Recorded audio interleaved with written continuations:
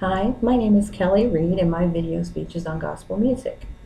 It is amazing to me the way that God leads us to things in our lives. God has been working on me to do this research for a few years now. Thank you, Mrs. Halliard, for this opportunity. When I first heard the song Amazing Grace, it touched my soul in a way only the grace of Jesus Christ can. I always thought about how much I would love to take the time to get to know this man, John Newton, who wrote such an incredible song.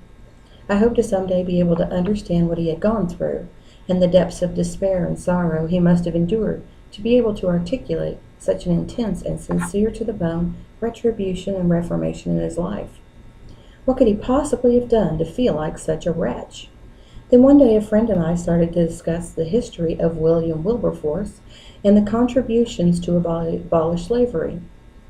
This led to the movie Amazing Grace, and lo and behold, guess who encouraged William Wilberforce to fight? Yes, John Newton. In his book titled Thoughts Upon the African Slave Trade, John Newton described his experience as a captain on a slave trade ship and the appalling treatment of the slaves and the deplorable conditions on the ships. This book was instrumental in the court's decision to rethink this atrocious act against humanity. He had his handprint on the sands of time by helping William Wilberforce politically stir the conscience of humanity to abolish the slave trade.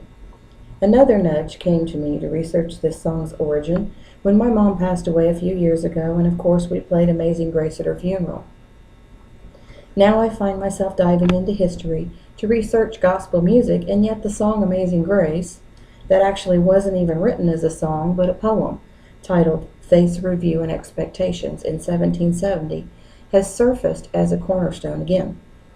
But really, this is the end of my journey. I want to take you back in time. There you will learn about how gospel music began and see how relative this song is to my speech. In the early 1600s, when slaves were first brought to the United States, they were forbidden to continue with their heritage of tribal worship. The slave owners felt threatened by this behavior. The white American and European music sounded much different. The African people danced, chanted, and played their traditional African instruments, singing their native spiritual songs. While European music was typically about love, war, history, local happenings, or far-off countries, secular music was foreign to the African Americans. Music to them was much like the Native American music. Most songs were sung to satisfy religious, agricultural, hunting, sexual fertility, or war concerns, and as a means of being in harmony with nature and the cosmos. Most of the words to this type of music have been forgotten or watered down into an American adaptation. The earliest type of music still alive today would be the call and response. A modern version would be by Ray Charles, What'd I Say? He sings and the audience responds. While the slaves were working in the fields, they were prompted to sing so the supervisors could keep track of them. These songs were called work songs. Music was also changing in their church. The church was like a sanctuary for the slaves. Here, the slaves would stay after church for hours, worshiping in their hereditary cultural ways, adapting tribal music to acceptable combinations of Christianity, using the Bible, with African traditions of harmony and strong vocals. This type of music was called cornfield ditties and are the predecessors of spirituals. The spirituals were songs relating to the stories in the Bible of overcoming oppression and usually had a double meaning, relating the Bible stories of the Jews to their circumstances as slaves. From here, we evolve into code songs. These songs were created to communicate to one another plans that were being made for escaping into freedom.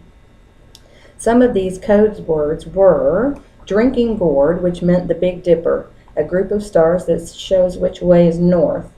If the song had chariot or train in it, it meant the Underground Railroad or a means to escape to freedom. If it said wade, if a song had the word wade in it, it meant take the river to avoid detection by dogs. If the song had Moses, it meant freedom fighter or Underground Railroad conductor, specifically Harriet Tubman. The fight for freedom lasted until Congress passed the 13th Amendment to the Constitution of the United States on January 13, 1865, 265 years later, and in Britain on August 1, 1833. The poem Faith's Review and Expectations, now known as lyrics to the song Amazing Grace, has been a vital force in transforming spiritual faith around the world for over 240 years. Gospel music began with slaves, and the poem by John Newton was given its tune by slaves, the very same slaves he fought for 40 years to free. This song has been sung by freedom marchers in the civil rights movement. It was sung before Martin Luther gave his I Have a Dream speech. Amazing Grace was sung when Nelson Mandela was released from prison and when the Berlin Wall fell and after the attacks of 9/11. This song, Amazing Grace, is a symbol of grace and forgiveness from our Father and freedom for all. And I have a picture of John Newton. John Newton wrote, "I am not the man I ought to be. I am not the man I wish to be. And I am not the man I hope to be. But by the grace of God, I am not the man I used to be." Thank you very much for your time. I hope you enjoyed my speech. Have a great day.